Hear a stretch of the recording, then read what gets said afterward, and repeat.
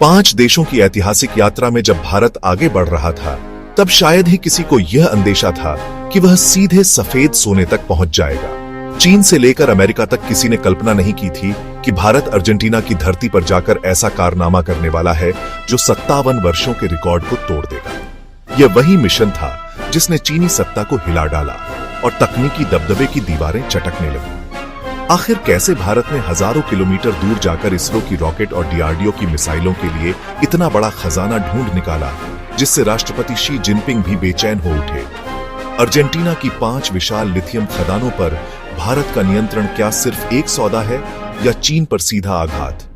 अब भारत को लिथियम के लिए चीन के रहमोकरम पर निर्भर नहीं रहना होगा। इस पूरी कहानी से आज दुनिया की तमाम खुफिया एजेंसियां तक चौंकी हुई हैं।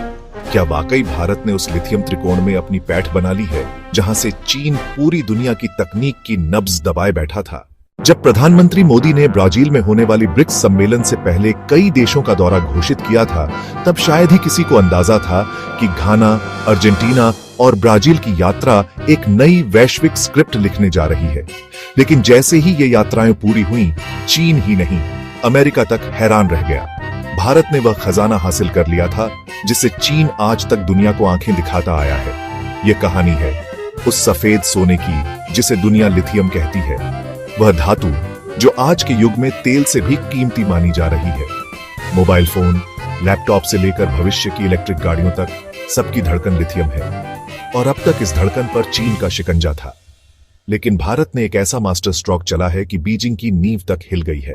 भारत ने हजारों मील दूर जाकर उस जमीन पर तिरंगा गाड़ दिया है जहां लिथियम की नदियां बहती हैं। यह सौदा केवल व्यापारिक नहीं, बल्कि चीन के तकनीकी साम्राज्य पर भारत का सीधा हमला है।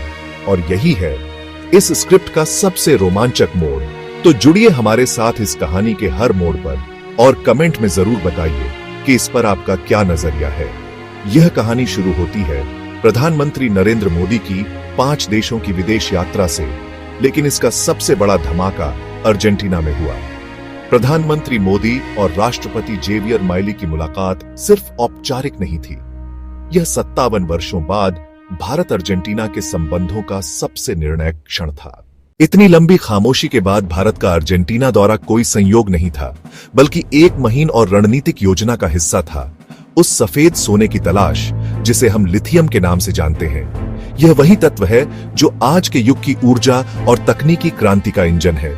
चीन का दबदबा लिथियम और रेयर अर्थ मटेरियल्स की प्रोसेसिंग पर रहा है, और वह इसे एक आर्थिक हथियार की तरह इस्तेमाल करता आया है। जब चाहे निर्यात पर रोक, जब चाहे दाम में उछाल। लेकिन भारत अब उसकी चालों में फंसने को तैयार नहीं था। भारत ने फैसला किया, चीन से लिथियम खरीदने के बजाय सीधे उसकी जड़ों तक जाना होगा, और ये जड़ें थीं अर्जेंटीना में। विदेश मंत्रालय ने भी स्पष्ट कर दिया कि इस यात्रा का सबसे बड़ा एजेंडा अर्जेंटीना की खदानों में भारत की हिस्सेदारी तय करना था। यह भारत का स्पष्ट ऐलान था, अब हम अपनी तकदीर खुद लिखेंगे। अब सवाल उठता है, लिथियम आखिर है क्या? क्यों इसे सफेद सोना कहा जा रहा है? आसान भाषा में समझें तो यह एक बेहद हल्का लेकिन अत्यधिक ऊर्जा संग्रह करने वाला धातु है। रिचार्जेबल बैटरियों में यही सबसे महत्वपूर्ण तत्व है। आपके फोन, लैपटॉप, ईवी सब इसी पर चल रहे हैं। यानी तकनीकी युग की नस नस में लिथियम दौड़ रहा है। और यह समझते ही आपको चीन की रणनीति का अंदाजा लग जाएगा। उसने प्रोसेसिंग पर कब्जा कर लिया और पूरी दुनिया को उसी पर निर्भर कर दिया। चीन का असली खेल यही था। खनिज उसके पास नहीं भी थे तो क्या, वह रिफाइन करता था, और अब उसकी इस शक्ति को भारत ने चुनौती दी है। भारत ने वह रास्ता चुना है जो किसी अभिमन्यु की तरह चक्रव्यूह में फंसने का नहीं, बल्कि अर्जुन की तरह उसे भेदने का है। और इस चक्रव्यूह भेदन की शुरुआत हुई मिशन अर्जेंटीना से। अब समझते हैं इस डील की बारीकियों को। भारत सरकार की 2 प्रमुख कंपनियों को इंडिया लिमिटेड और काबिल खनिज विदेश इंडिया लिमिटेड इस मिशन की अगुवा बनी। इन दोनों ने अर्जेंटीना में 5 बड़ी लिथियम खनन रियायतों पर समझौता किया है। यानी भारत को कानूनी रूप से वहां से लिथियम निकालने और प्रोसेस करने का अधिकार मिल चुका है।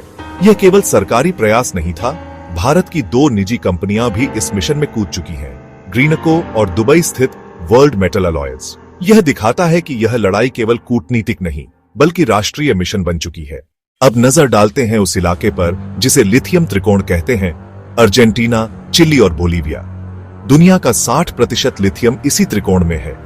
चीन यहां वर्चस्व चाहता था, लेकिन भारत ने सीधे अर्जेंटीना में घुसपैठ करके बाजी पलट दी। पर कहानी यहीं खत्म नहीं होती। अर्जेंटीना से पहले भारत ने अफ्रीकी देश घाना में भी रेयर अर्थ खनिजों को लेकर समझौता किया था। यानी भारत की रणनीति एक वैश्विक ब्रह्मास्त्र है, चीन की एकाधिकार नीति के खिलाफ एक बहुआयामी युद्ध। घाना भारत की रणनीति का ट्रेलर था, अर्जेंटीना पूरी फिल्म है, और इस फिल्म के कई क्लाइमेक्स हैं। पहला, चीन के प्रभुत्व को सीधी चुनौती। दूसरा, भारत के ईवी सेक्टर के लिए स्वदेशी बैटरियों का रास्ता। तीसरा, रक्षा क्षेत्र में आत्मनिर्भरता और बेहतर मिसाइल तकनीक। चौथा, भारत में ही प्रोसेसिंग और टेक्नोलॉजी ट्रांसफर से नई नौकरियां और इनोवेशन का विस्फोट। पांचवा, डॉलर पर निर्भरता में कटौती और रुपया मजबूत। छठा, लैटिन अमेरिका में भारत का नया प्रभाव। सातवां, लिथियम त्रिकोण की राजनीति में भारत की निर्णायक एंट्री। तो मोदी की यह यात्रा और अर्जेंटीना की डील केवल खनिज का व्यापार नहीं, बल्कि 21वीं सदी में भारत के पुनर्जन्म का दस्तावेज है। अब भारत सिर्फ बाजार नहीं, स्रोत और समाधान बनकर उभर रहा है। टेक्नोलॉजी की जड़ों को पकड़कर भारत ने अपने लिए एक नई दुनिया का दरवाजा खोल दिया है। अब सवाल यह उठता है, क्या यह सिर्फ लिथियम तक सीमित है, या इस डील में ऐसे गुप्त क्लॉज भी हैं जो कॉपर और अन्य रणनीतिक खनिजों से जुड़े हैं? क्या भारत अब चिली और बोलीविया की ओर अगला कदम उठा चुका है? और अगर ऐसा है, तो क्या चीन की पूरी सप्लाई चेन अब बिखरने जा रही है? अपनी राय नीचे कमेंट में जरूर बताएं। वीडियो को लाइक, सब्सक्राइब और अपने दोस्तों तक जरूर शेयर करें। जय हिंद, वंदे मातरम।